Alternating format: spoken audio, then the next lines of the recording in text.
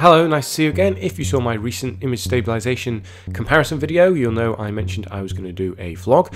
So here it is. This is me visiting Copenhagen. Everything you're about to see is filmed exclusively on the OnePlus 5. We stayed in the Square Hotel. We found this to be a brilliantly located hotel, very nicely kept. So there's a shot of me just holding the OnePlus 5. So you can see I'm not using the DJI Osmo at all during this filming. The room itself was spacious enough for our needs. You may find it a little bit cramped if you've got a family, and it came with all the essentials, including, I was very impressed to see a really nice little speaker which looks very similar to the August range you can get in the UK, as well as a decent TV. We visited mid-August, which we were told was slightly end of season in Copenhagen. The kids had gone back to school, and so they gave us access to the lounge, which would normally be a chargeable access. We got access free of charge, and that gave us free snacks and drinks in the evening between 6 and 10.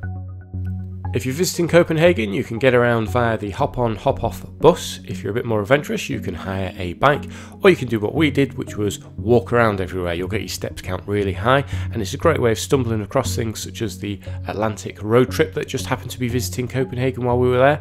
This is a very fast and furious type set of cars, a really beautiful set of cars. They were going on a big, long road trip, and they just had them out on display for people to have a look at. They were more than happy to have a little chat with you about the cars.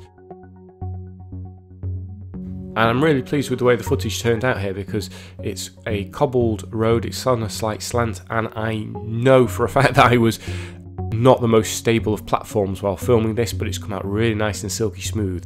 We spent the first afternoon just exploring the city, and there's an awful lot of shops to have a look around, and it's a very beautiful city. You do need to watch out for bikes and cars as you're going around, but getting around on foot is a really nice way to go. We also happen to have the Copenhagen Card. I'd recommend that if you really want to hit the tourist attractions in a big way. We packed in an awful lot of attractions, but my top recommendations are that you take the CANAL tour. This is an hour-long tour around Copenhagen, shows off the area that you may not get to see, and will give you some great ideas as to where to go and visit.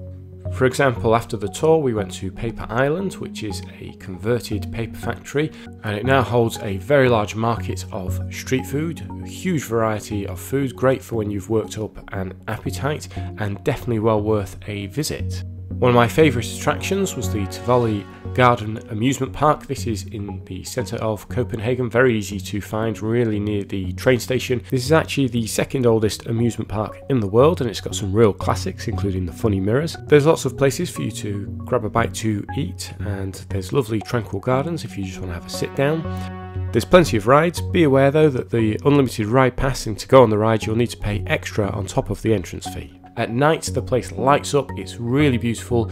You get a lovely light show, you can still go on all the rides, and the rides are all lit up and fantastic, and on some days you even get a brilliant fireworks display.